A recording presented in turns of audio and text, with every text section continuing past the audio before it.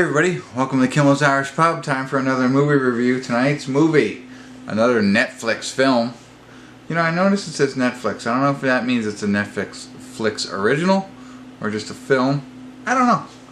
Something we'll have to figure out together. The Legacy of a Whitetail Deer Hunter, starring Josh Brolin and Danny McBride. And it's kind of interesting. So Josh Brolin seems like he's a deer hunter kind of guy, and Danny McBride is his cameraman, and Josh Brolin is trying to reconnect or somehow build a relationship with his son, and the three of them are out on this hunting trip. So it should be funny, right? I'm hoping. Maybe a little endearing if that's what you're looking for, but I'll get into a little bit here. It's only an hour and 23 minutes. That's why I picked it. Well, I picked it. Josh Brolin and Danny McBride's in it too. So, you know, it can't be that bad. An hour and 23 minutes? Let's do it together. What do you say? Stick around. I'll be back in a flash, and I'll let you know what it's really about. So, yeah, we'll see. Hey, everybody. We're at the credits of The Legacy of a Whitetail Deer Hunter. Sorry, no check-ins tonight. It was only an hour and 23 minutes. I almost stopped it around the hour mark, and I was like, there's only like 26 minutes left. I'll just let it go to the end. So I apologize for that. But there really wasn't much to stop it for. You know the story. I mean, I guess to elaborate a little bit more on the plot, James Brolin, as we know, is the big deer hunter. He has his own TV show. I don't know if it's a TV show or he makes DVDs about him going out and hunting all these white-tailed deer.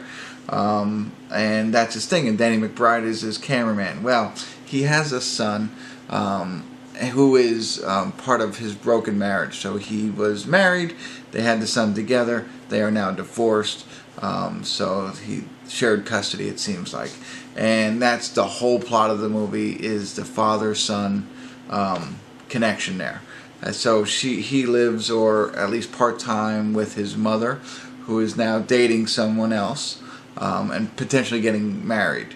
And so there's that whole conflict there of Josh Brolin, you know, and his son being involved with another marriage of somebody like a father figure.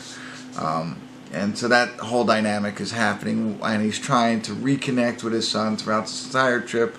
The idea is if he takes his son out, his son will fall in love with hunting. He'll shoot his first deer. They'll capture it on camera, and it'll be, you know, the greatest thing ever. And then they'll become best friends and father and son. And throughout the trip, you know, Danny McBride has a little bit of comedic value to it. I mean, Josh Brolin does too, but it is really the emotional connection between the father and the son. So it's not as funny as I had hoped.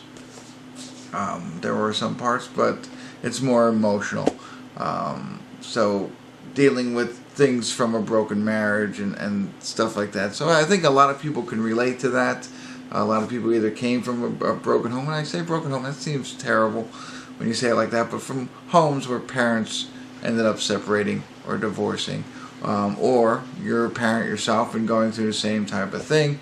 And the trials and tribulations of what happens with that, not having, you know, 100% time with your kids, the potential of your kids being raised or being influenced by another parental figure in the home. In this case, it's another guy, or so his wife is potentially getting married to this Gary character, and the kid is, you know, like, hey, you know, if we do get married, you could call him Gary, or you can call him Dad. And like for me, as a dad, if I was ever, you know, my kids went, you know, and we got divorced, and my wife started dating somebody else, you know, God forbid this ever happened, I couldn't imagine my kids calling somebody else Dad. So you can imagine how Josh Brolin felt during this whole thing, and yet he's still trying to develop this bond between the two of them. So that's the whole synopsis. You get it there. I think you get the point of it. And that's really it. I mean, I can't tell you what happens at the end without spoiling it. I'm a little disappointed in the end. You know, I guess the question is, do they bond, do they not bond? You can kind of figure that out. Does he get the deer, does he not get the deer? I don't know. Probably give it a 6 overall. I think I will. The plot is, you've seen stuff like this before, and it was okay, not bad, but I think they kind of blew the ending a little bit. So that's it. That's all I got. I don't got much more. I think I got you have a better idea of at least what the movie's about, hopefully. And that's it. Tuning out, but thank you for tuning in.